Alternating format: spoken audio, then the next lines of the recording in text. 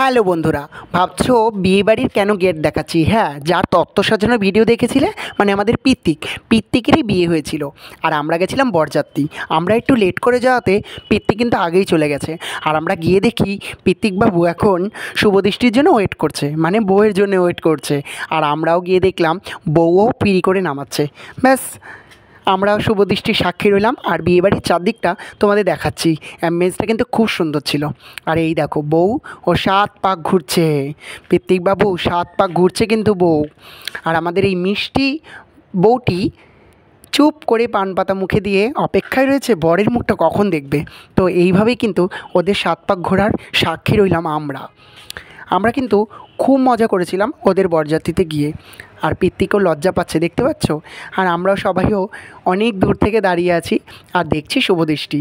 সত্যি এইসব বিয়ের সাক্ষী হতে বেশ ভালোই লাগে, বলো? আর আমি ভাবলাম আমি একা কেন সাক্ষী হব, আমার বন্ধুরাও সাক্ষী হয়ে থাকুক পিত্তিকের বিয়ে। আর পিত্তিকের বিয়ের কিছু স্মৃতিও তোলা থাক, যে আমরা কি করেছিলাম, কি খেয়েছিলাম, কি আনন্দ করেছিলাম, বা বিয়ে কীরকমভাবে হচ্ছিল। তাই সবটাই তোমাদের দেখে দিলাম। আর আমি কিন্তু যাদের অনেক বছর বিয়ে হয়ে গেছে তাদেরকেও কিন্তু মনে করিয়ে দিলাম সেই পুরানো দিনের কথা, যে তোমাদেরও কিন্তু শুভদৃষ্টি হয়েছিল। কি দিদি ভাই, কি দাদা ভাই, তোমাদের মনে পড়ছে না তোমাদের বিয়ের দিনগুলো? যে এভাবেই পান পাতা মুখে দিয়ে, এভাবেই মাথায় কাপড় দিয়ে তোমরা একে অপরের মুখ দেখেছিলে। আর তারপরে এতগুলো দিন কেটে গেল। ওদেরকেও আশীর্বাদ করো, তোমাদের মতোই জানি এরকম দিন কেটে যায় ওদের সারা জীবন। আর সারা জীবন যাতে ওরা খুব খুব ভালো থাকে, এই আশীর্বাদই সবাই করো। আমরা কিন্তু বরযাত্রীতে গিয়ে সবাই মিলে খুব খুব খুব মজা করেছি। আর তোমরা তো জানো আমরা যেখানেই যাই সেখানেই মজা করি। দেখো মালা বদল হচ্ছে, একে অপরের মালা পরিয়ে দিচ্ছে, একে অপরের বন্ধনে কিন্তু জড়িয়েই গেল মালা বন্ধনের মাধ্যমে, মানে মালা বদলের মাধ্যমে। যাই হোক, এরপরে আমি আমার লুকটা দেখিয়ে দিলাম। দেখেছো আমাকে কেমন লাগছিলো একটু কমেন্টে জানিও তো।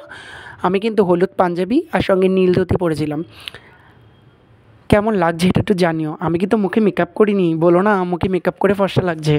খুব একটা মেকআপ করিনি, করেছি অল্প অল্প, সত্যি সত্যি বলে দিলাম। এরপরে চলে গেলাম আমাদের মিমিসোনার কাছে। মিমিসোনা পকোড়া খাচ্ছে আর আমরা কফির জন্য ওয়েট করছি। তো কফি আর পকোড়া দিয়ে কিন্তু শীতের সন্ধ্যেটা দারুণ জমে গেছে। এই যে তরুণদা, সম্পাদি ওরা ছবি তুলছে আর শুভ্রা ছবি তুলে দিচ্ছে। এই যে আমার বোন একা একা ফোন ঘেটেই চলছে, দেখতেই পাচ্ছ। ওদিকে সব বরযাত্রীর, মানে আমরা বরযাত্রীর মেয়ের বাড়ির লোকদেরও কিন্তু তোমাদের একটু দেখিয়ে দিলাম যে সবাই কীরকম সেজেগুজে বসে আছে। তো সবাই দেখতে পাচ্ছ বসে আছে, ওইদিকে বড় মা বসে আছে। আর এই দেখো এই মিষ্টি আমাদের নিতবরটি কিন্তু খুবই মিষ্টি, খুবই মিষ্টি। আর ও কী সুন্দর সেলফি তুলছিল, মানে দারুণ লাগছিল ওকে কিন্তু আমার, বিশ্বাস করো।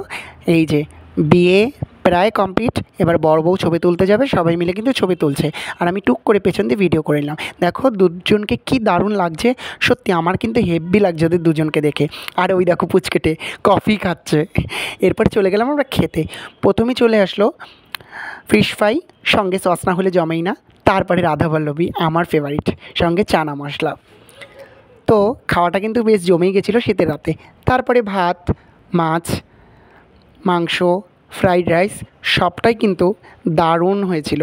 রান্নাটা সত্যি অসাধারণ হয়েছিল। চিকেন কষা আর ফ্রাইড রাইস দিয়ে কিন্তু দারুণভাবে খেয়ে নিলাম। এরপরে শেষ পাতে চাটনি না হলে হয়, চাটনি তো ছিলই। আর অপেক্ষা করছি আইসক্রিমের, কখন আইসক্রিম আসবে।